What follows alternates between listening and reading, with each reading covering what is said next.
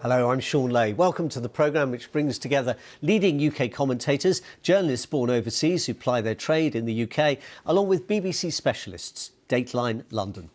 British Labour, founded in part by the unions, appears to be in trouble this weekend. It's a different sort of union, that of the nations of the UK, also under threat. The UK is basking in the success of its vaccination programme.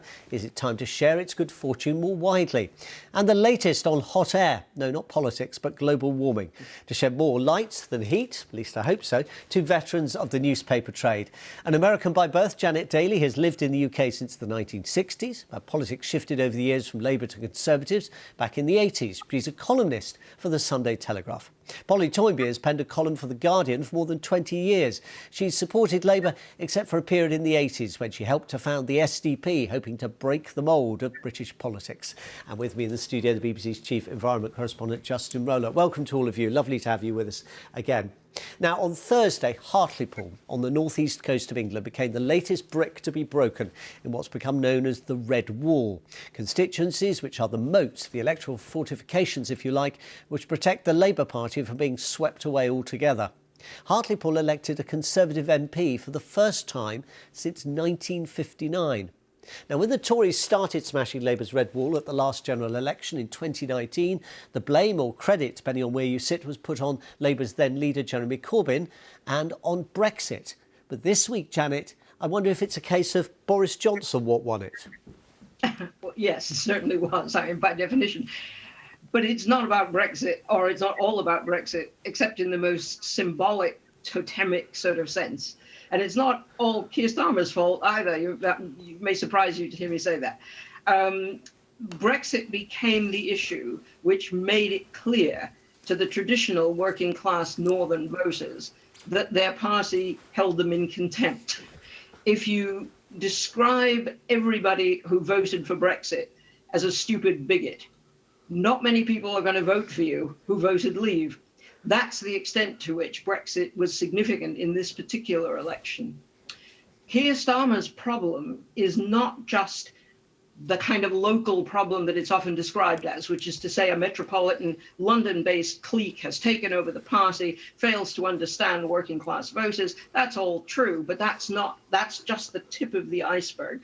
The real problem for Labour is that it's a party that was created during the Industrial Revolution, really as a consequence of the Industrial Revolution, to speak for the industrial proletariat. And we're now in a post-industrial age, and there really isn't any industrial proletariat any longer. So who does Labour speak for? And one of the decisions, or one of the sort of transitory decisions perhaps that they've made, is to go for a kind of American-style identity politics.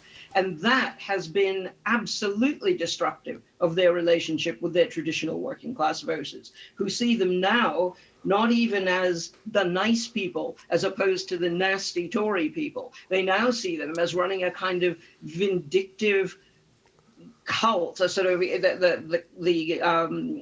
the crisis, in the cultural crisis.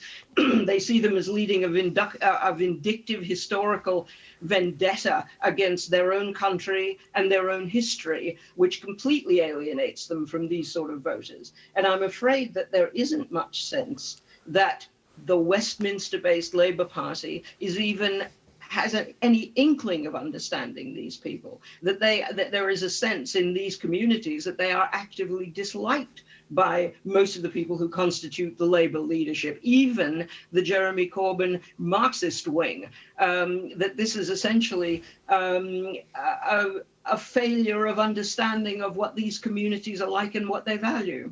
Polly Toynbee, is your analysis as bleak as Janet's for the Labour Party?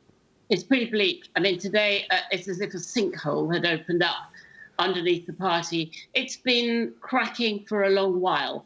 Certainly the 2016 Brexit vote was the real gut punch to Labour support and to Labour's position, where everything has become topsy-turvy. We now have a situation where I think by the time we've added up all the votes of this extensive election, more ABC1 voters will be voting Labour and more C2DE, in other words, traditional working class manual classes, will be voting Conservative. Everything is upside down. Of course, there are lots of traditional Conservatives in the shires too.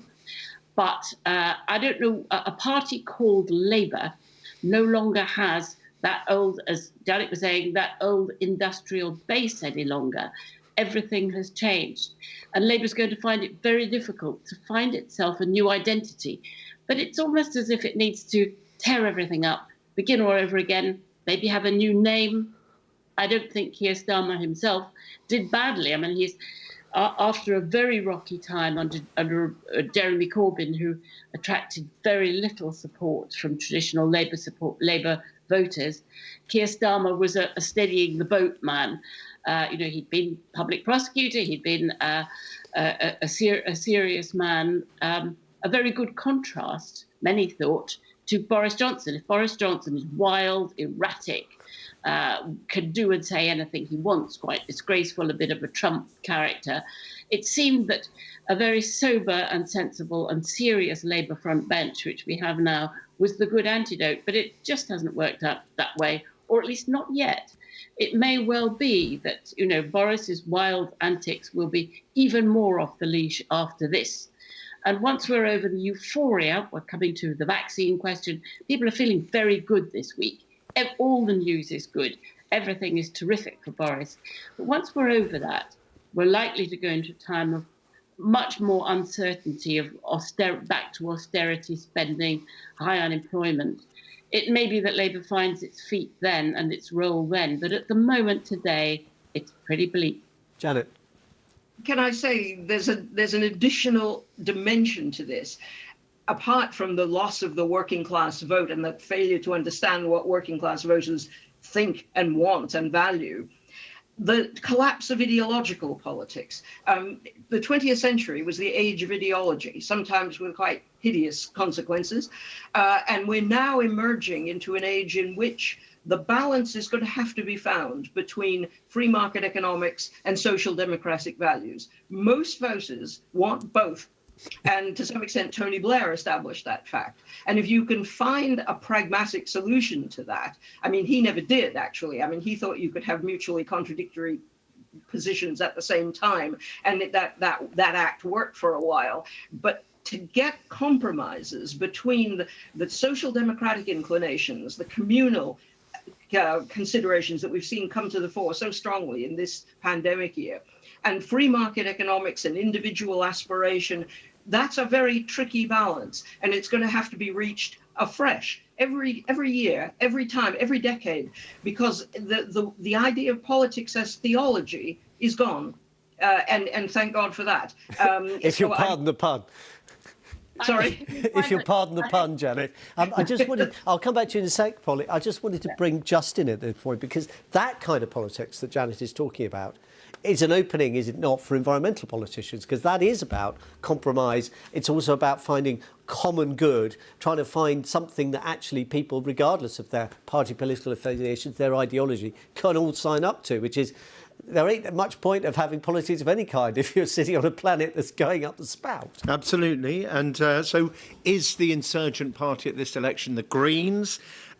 They have seen some gains. We saw particularly, the most dramatic is 5 seats in Sheffield, which takes Sheffield to no overall control. There's been a number of other seats, particularly up in the north and the Midlands. And we don't obviously know, as we sit here, what the result will be in Scotland, where there is an expectation that the Greens could do pretty well on the list system, and that would be another tick in the box for the pro-independence wing of politics. This is a kind of incremental gain. I mean, it's quite interesting. The Green Party's only MP, Caroline Lucas, said, look, this proves that the Greens can perform outside of Brighton and Bristol, which are the kind of heartlands. And Stroud, of course. Don't forget Stroud. Yeah, exactly. But, this gives it a reach across the country. So it is a movement. But we are not seeing an insurgent party that's on the border, on the edge of control, which we are seeing, very interestingly, in Germany. So the leader of the Greens, Annalena Baerbock, who's a trampolinist, a 40-year-old, a kind of wonderful, glamorous, charismatic character, up against the leader of who's chosen by the coalition-led.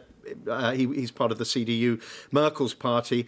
He's a middle-aged. I mean, nothing wrong with middle-aged white blokes. I'm one of them, but he's an uncharismatic middle-aged. Up against this much younger figure with a real chance of winning the leadership in Germany, really transformed. Imagine having a Green leader in Germany. Imagine how that would transform Green politics. Much more ambitious. They'd take carbon cutting targets much harder. They'd cut away, get rid of the remaining coal plants in Germany, all that kind of thing. So it could be transformational for Green politics in Europe. So there is the possibility, exactly as you say, for Green parties to make this leap into the political mainstream. Just one last thought, Polly, if I may, with you. I suppose there are those, even among the Conservatives, who might lament if Labour is really on such a serious decline, because it is, along with the Conservative Party, a party that until now at least has been pro the United Kingdom continuing as a union of nations.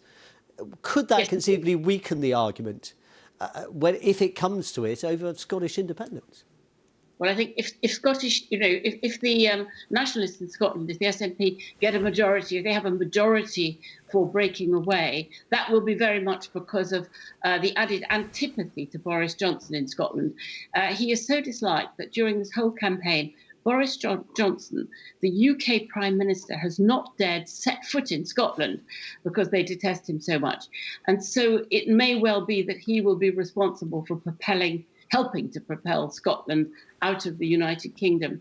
And when things start to break up in that way, everything becomes much more uncertain. I think the nature of all political parties will.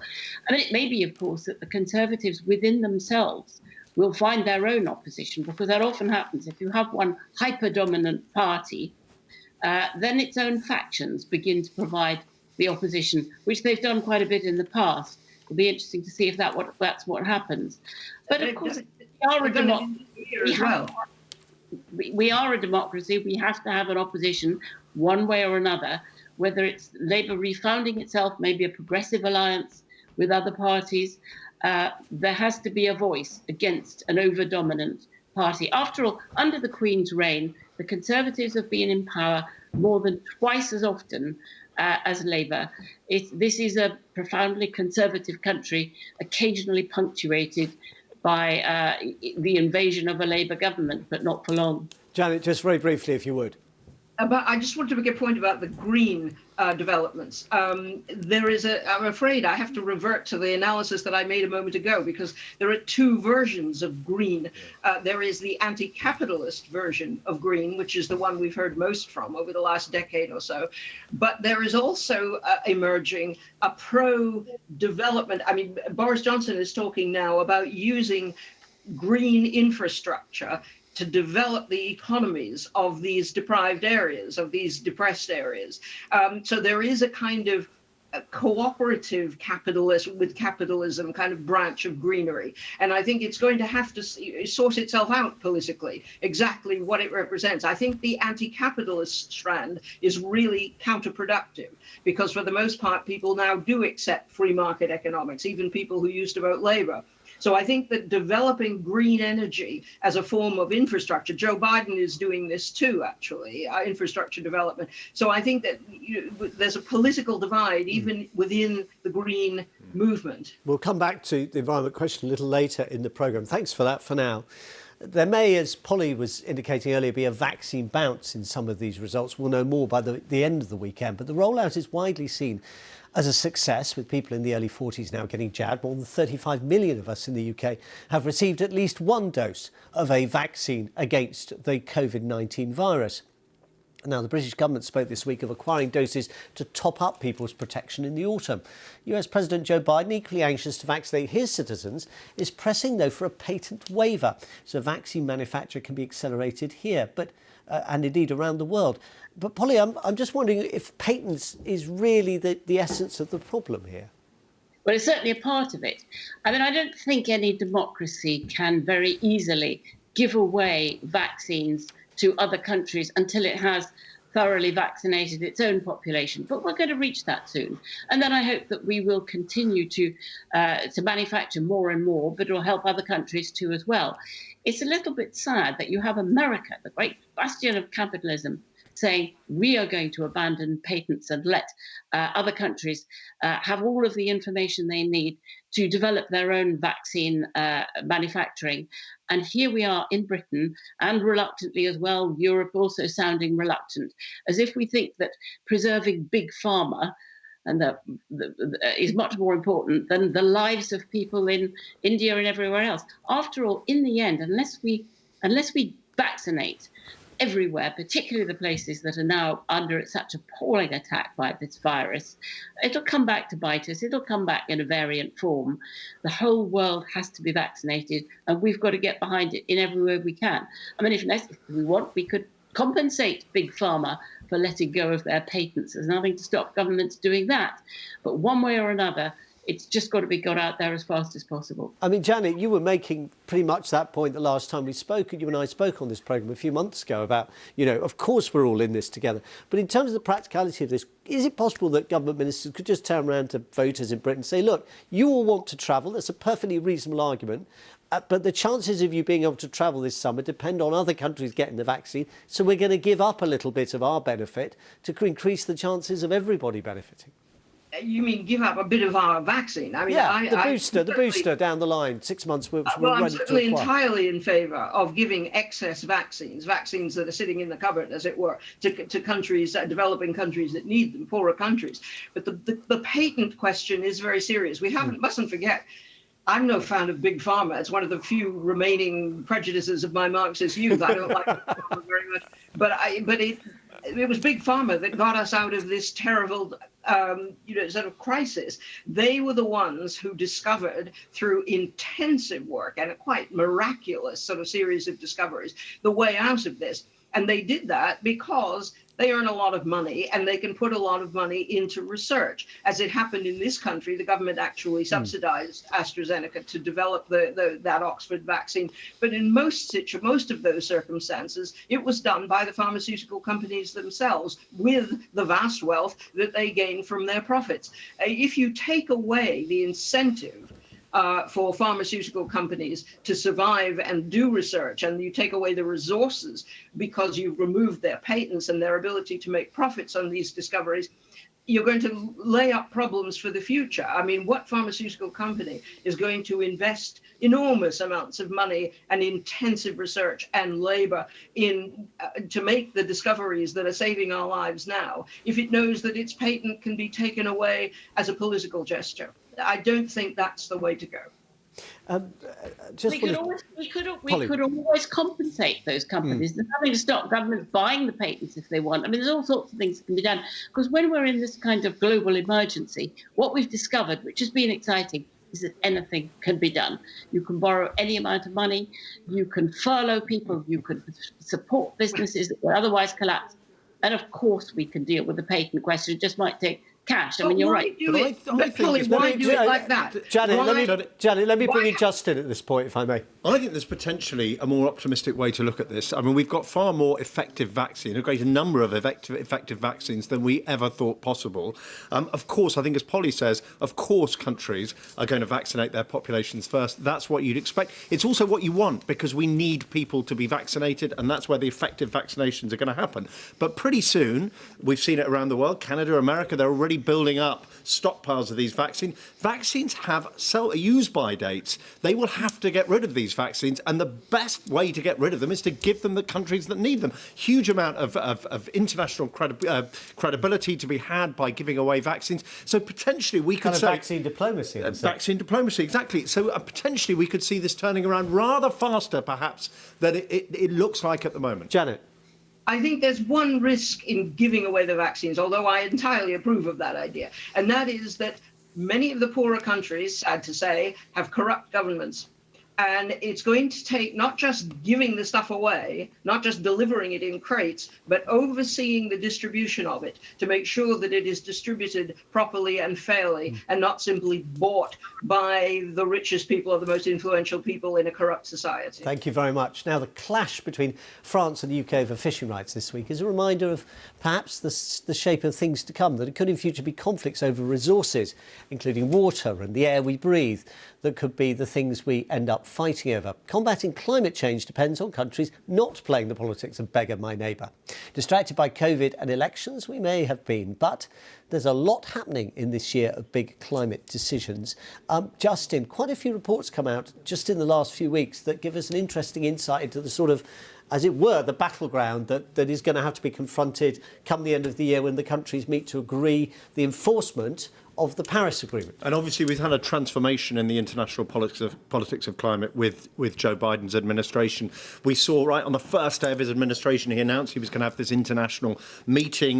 Big emitters would come together and talk about climate. We saw ambitious new targets from America, from Britain, from Canada, relatively ambitious from Canada, not massive. But we did see some, and then you look at, so there's an organisation called Climate Tracker, which estimates what the impact these new ambitions will have on the actual climate. They say collect together all these new ambitions, it reduces the expected temperature rise by 0.2 degrees centigrade. And they're saying that we're still on target by the end of the century to be 2.4 degrees centigrade above where we're at now, above pre-industrial. Which the collective view of the scientists is not sustainable. Exactly, it's not sustainable. And of course, that is if people live up to the commitments they've made. And there's a huge credibility gap with these promises. So very kind of depressing news. We saw at the same time, for example, President Bolsonaro of Brazil he said, look, I can end illegal deforestation. You have to give me for the deforestation. But it'll cost you. It'll cost you £1 billion a year, but I can do it.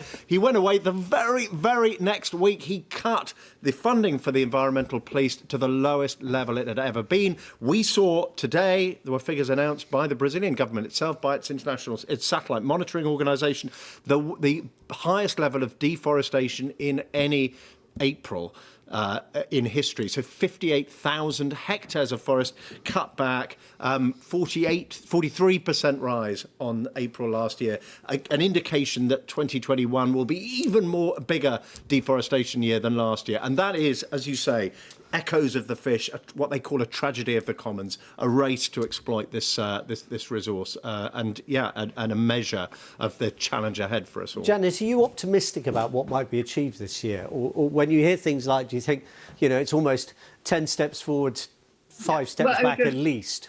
It goes back to my point about corrupt governments. And, unless we can guarantee equally enlightened and democratic and responsible and accountable governments in every country in the world, it's going to be trying to get a green world policy, global policy, is going to be a challenge. Polly, a lot depends, doesn't it, on Glasgow and this meeting that the British are hosting, because it's supposed to be not so much agreeing the rules. We've sort of agreed the rules. It's actually the enforcement and the penalties, and thereby hangs a lot. Yes, it's going to be very difficult indeed. Huge sacrifices have to be made by everybody. One of the sacrifices is that we will have to deal with obnoxious governments who are doing terrible things and set the climate issue on one side, as people are talking about with China, for instance. Forget the Uyghurs, that's a separate issue. We'll deal with that separately. But setting climate aside, so somebody like Bolsonaro, you may have to bribe him a lot. You may have to put up with some corruption. In other countries around the world, you are going to have to do whatever it takes. And a lot of those things will be very expensive, very unpalatable, and difficult. So it's not just a question of each of us having to do unpalatable things like give up beef. Methane report this week suggests nobody should be eating beef. It's not just those personal sacrifices that are difficult, especially in democracies, but actually how diplomacy works and detaching climate from other diplomatic aims. Can I just jump in there with a thought? I don't want to sound like an eternal optimist, but there is at the moment we've got this, triumvirate of America, Europe and China all talking quite seriously about cutting carbon. Now there's an opportunity for them to say, listen, we'll only import from you if you have similar carbon standards as us. There is a way for them to begin to encourage the rest of the world to get alongside with the carbon cutting agenda using their kind of, their economic leverage. If you took the three of them together, we're talking more than half the world economy. So there is a kind of potential there for a kind of stick as well as a carrot, I think. 30 seconds, Janet. You've got 30 seconds if you wanted to just pick up on that. I'm a bit worried about Polly's totalitarian vision. I mean, I thought the whole point was we were all going to drive toward more freedom and more democracy. And if the price of a global green policy is that we all have to become as totalitarian as, say, China is today, that doesn't strike me as very palatable. In that case, I'd better give the last word to Polly. Just very briefly. Of course, I don't think that, but I simply think in our dealings with China, we have to put climate on one side, separate to the criticisms we have about the Uyghurs. It's not about us becoming totalitarian.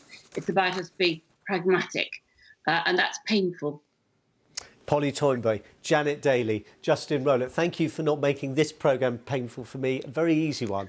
It's a real pleasure, as always, to have the three of you. Thank you very much. It's a particular pleasure to have you too. Do join us again for Dateline London, same time next week. Goodbye.